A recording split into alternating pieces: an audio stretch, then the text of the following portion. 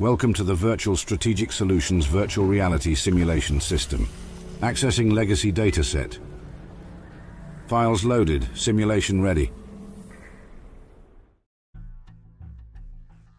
Porter Gage grew up in a small farming settlement with his parents, watching them give in to raider demands without a fight.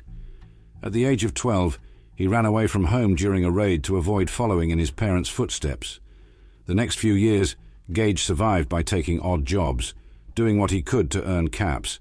Later, he turned to caravan and mercenary work and continued to observe individuals giving in to raiders. At age 16, after the raid of a settlement he had been residing and working in, Gage decided that he would no longer fear or flee from raiders and instead decided to become one.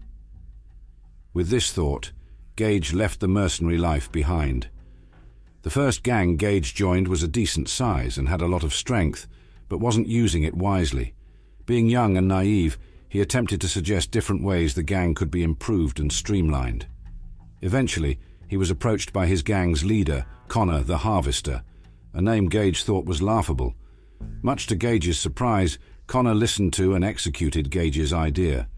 After this unspecified incident, Connor would regularly return to Gage for advice and opinions on his plans, telling him how much he trusted him, which rapidly inflated Gage's ego. After approximately a year of working alongside Connor and his gang, Gage suggested that they could try to make peace with another nearby gang. Connor seemed agreeable to the idea, so Gage volunteered to be the negotiator of the situation, meeting the opposing gang on neutral ground with 3 of their biggest crewmates backing him up. An hour into the negotiation, the rivals began to come around, saying the truce was in their best interest. However, seemingly out of nowhere, there was gunfire and explosions. Gage began to panic, thinking that Connor would have to come and bail them out. But he soon realized that Connor had set him up for death. Connor, in Gage's mind, must have begun to fear him, thinking that he would usurp Connor's role. Connor had used Gage as a distraction, so he and his men could ambush both Gage and the rival gang. Gage survived the encounter and escaped on his own. Gage debated going back to his former boss and his gang with guns blazing to get revenge, but he knew that that would lead to certain death. Instead, he moved on, vowing he would never be so stupid or so trusting again. Gage has said that he has been in many gangs and has witnessed each one destroy itself from stupidity, laziness, and chem addiction, stating that he always bolted before their end occurred. At some point, Gage's raider career eventually led him to the outskirts of the Commonwealth, where he became involved with a veteran raider named Coulter. On Gage's advice, Coulter gathered and led 3 gangs, the Operators, the Disciples, and the Pack, to storm Nuka-World, enslaving, killing, and driving out the settlers who had taken residence there, an event known as Fall of Nukatown, USA.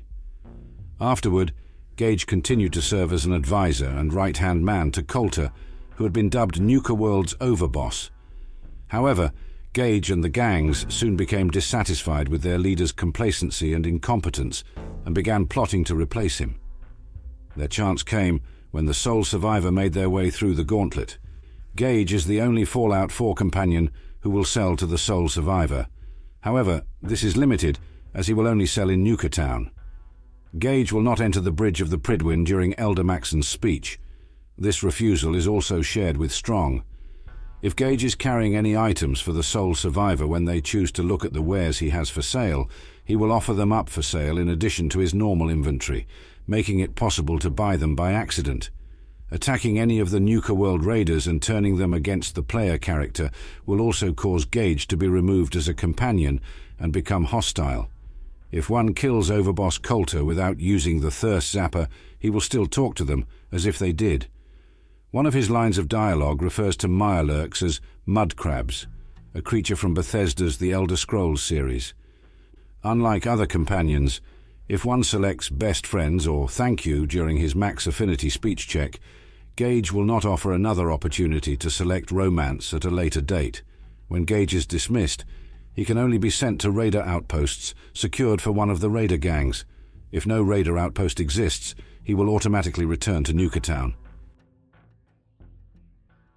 Simulation completed. Please exit the pod, or have a technician select another file.